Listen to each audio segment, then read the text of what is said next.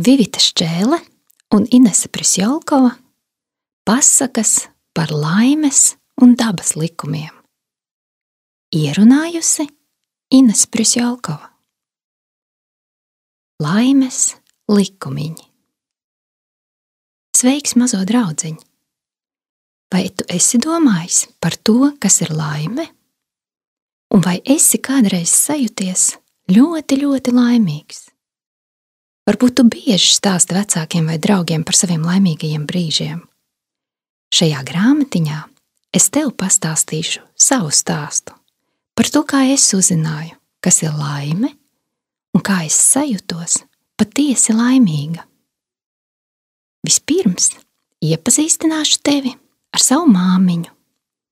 Mana māmiņa ir vismīļākā un vislabākā, tāpat kā tev, tava māmiņa. Mums abām ar māmiņu patīk darīt visu, ko kopā. Mēs daudz kur kopā dodamies un bieži divatā pastaigājamies. Reiz kādā saulainā agra pavasara dienā mēs ar māmiņu devāmies pastaigā pa mežu. Mežā viss izskatījās tik skaisti, kā pasakā. Vēl nenokusušais sniedziņš saulē mirdzēja kā smalki kristāla gabaliņi. Apsarmojušie koki, priedes, egles un kadiķi sildījās pirmajā pavasara saulītē. Vai dzirdi, kā mostas mežs? Jautāja māmiņa.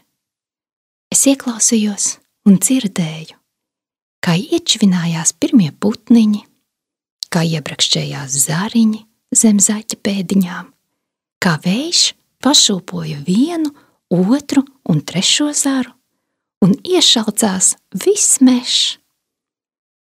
Jā, domīgi teica māmiņa, kaut ko tik jauku var dzirdēt tikai mežā agrā pavasarī. Šķita, ka pa mežu staigā kāda laba burve, kas uzbur šo brīnumaino pasaku. Tā mēs staigājām un priecājāmies par dabas skaistumu un dziļi, dziļi ieelpojām spirkto pavasara smaržu. Mana māmiņa atrada pirmo šī pavasara sniegpulkstenīti. Viņa paņēma mani aiz rokas, un mēs abi pieliecāmies pie mazā, tikko dzimušā ziediņa un vērojām, cik tas ir trausls un neaizsargāts. Redzēt pirmo sniegpulkstenīti un vērot, kā dabā viss mostas, ir īsta laimes sajūta. Māmiņ, kas ir laime? Es jautāju. Laime ir tad, kad cilvēks jūtas ļoti, ļoti labi. Nu tā kā mēs šobrīd, atbildēja māmiņa. Laime ir tad, kad visapkārt ir kārtība.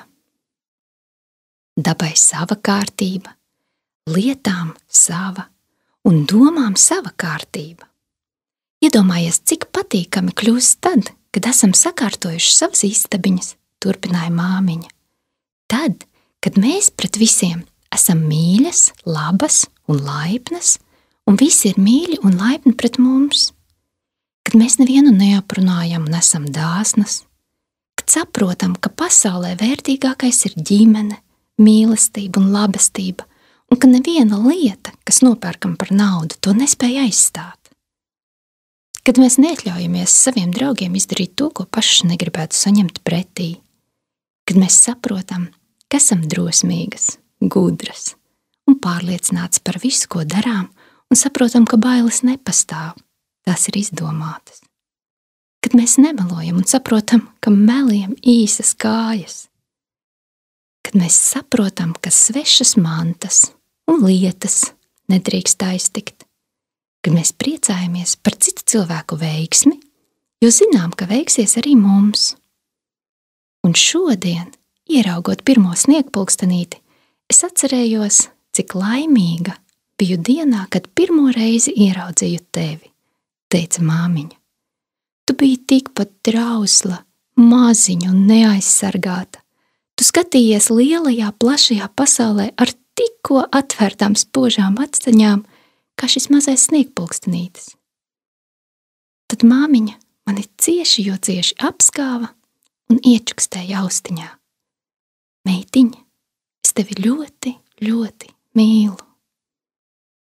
Es sajūtos ļoti laimīga, un mums abām acīs saskrēja laimes asaras. Māmiņa, bet vai laimi var redzēt? Es jautāju. Nē, meitiņ, laimi var tikai sajust. Īstenībā laimīte mums ir visu laiku līdzās, tikai mēs viņu neredzam. Viņa savukārt redz, kā mēs smejamies un priecājamies. Viņa redz, kā mēs bēdājamies. Laimīte ir priecīga, kad mēs jūtamies labi un laimīgi, bet ļoti bēdājas, kad mums ir skumji un neveicas tā, kā gribētos. Laimīte ir līdzās visiem cilvēkiem un priecājas par tiem, kuri ievēro laimes likumiņus, turpināja māmiņa. Kas ir laimes likumiņi? Es jautāju. To es tev pastāstīšu vakara pasaciņās, atbildēja māmiņa un samīļoja mani. Tā runājoties un vērojot pasakaino mežu, mēs nemanot bijām sasnieguši staciņu, kas veda mājās. Mēs abas priecīgas un laimīgas atgriezāmies mājās, un es ar nepacietību gaidīju vakara pasaciņu.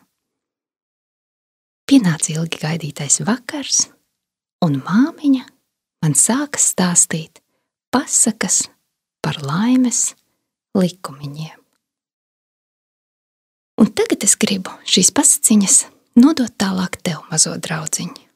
Turpmāk izstāstīšu tev katru vakaru pa vienai, lai dienas laikā tu varētu to pārdomāt un pārunāt ar savu ģimeni. Laiks pirmā vakara pasaciņai.